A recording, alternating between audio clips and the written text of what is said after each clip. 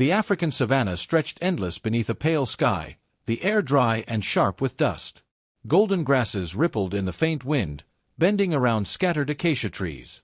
At the edge of a shallow stream, a small band of early humans, Homo erectus, moved carefully, their eyes sharp and wary. Their world was one of constant danger, where hunger gnawed at the belly as fiercely as predators tore at the flesh. For them, survival meant never forgetting loss, and never forgiving betrayal. Among them was Kuro, the strongest of the group, with thick arms scarred from many hunts.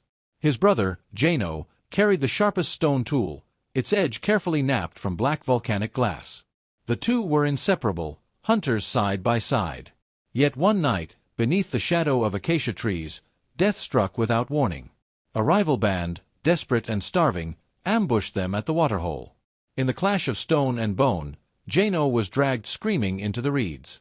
His body was found later, torn, stripped of flesh, left as food for carrion. The grief was unbearable. But grief among these humans was never quiet, it was fuel. Kuro's mourning twisted into something darker, revenge. He swore to the others that their loss would not go unanswered. For early humans, memory was power, and vengeance was survival. If they allowed enemies to kill unchecked, no clan was safe. The next morning, under the rising sun, Kuro painted his body with ochre dust, streaks of red across his chest like wounds.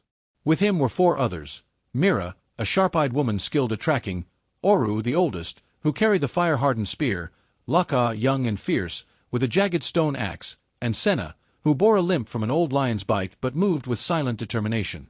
Each carried their grief like a weapon. They followed the footprints along the riverbank, 5 rivals, burdened with stolen meat. The tracks led north, into tall grasses where the savanna stretched into shadow. The hunt was not for food this time. It was for blood. By midday, they found them. The rival band crouched beneath a twisted tree, gnawing on bones, their jaws wet with grease. The smell of roasted flesh drifted on the wind. Kuro's band crouched low, watching, rage boiling. He saw one of them wearing Jano's necklace of teeth, a sacred charm taken from the dead. His hands tightened around his stone blade until his knuckles bled. The plan was simple. Wait until the rivals rested, then strike with fury. No mercy, no hesitation. For hours, they lay hidden in the tall grass, hearts pounding in silence, the cicadas humming around them. The sun dipped low, and shadows stretched long across the land. At last, 2 rivals wandered to the stream, careless, leaving only 3 by the fire. Kuro gave the signal. The savanna erupted with screams. Laka charged first, his axe slamming into the skull of the nearest rival, bone cracking with a wet thud. Mira leapt with her sharpened stake, driving it into the chest of another. Oru swung his spear with both arms, cutting down the third before he could rise. Blood sprayed across the dry earth, staining the golden grasses. The 2 at the stream turned at the sound, but too late.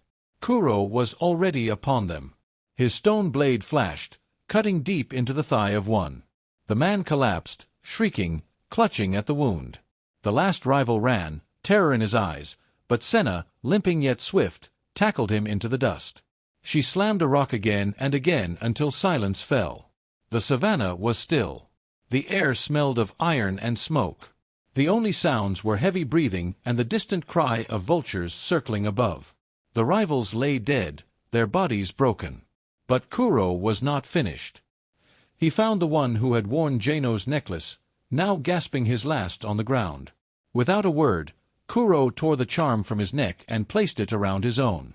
Then, with slow, deliberate force, he drove his blade into the man's chest again and again until rage burned itself empty. The others watched, silent. Revenge was complete.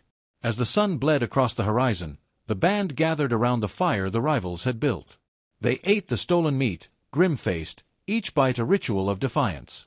Around them, jackals crept closer, waiting for scraps, and vultures circled lower.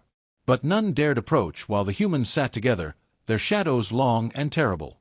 That night, they did not mourn. They sang in low guttural voices, a chant that echoed across the savanna. It was not joy, but something older, something fierce. For in this harsh world, revenge was not cruelty. It was survival. It was warning. The band moved on the next morning, leaving bones for the scavengers. The savanna stretched endless once more, but now, when the wind whispered through the grasses, it carried a story. That the dead are never forgotten. That vengeance walks with the living. And that early humans, though small against the beasts of the world, could wield a brutality as great as any lion's. Kuro carried Jano's necklace against his chest, his steps heavy but unbroken. The savanna swallowed their footprints, but the tale remained, etched into the memory of humankind, long before words, long before history. It was not just survival. It was the first taste of justice. And it was brutal.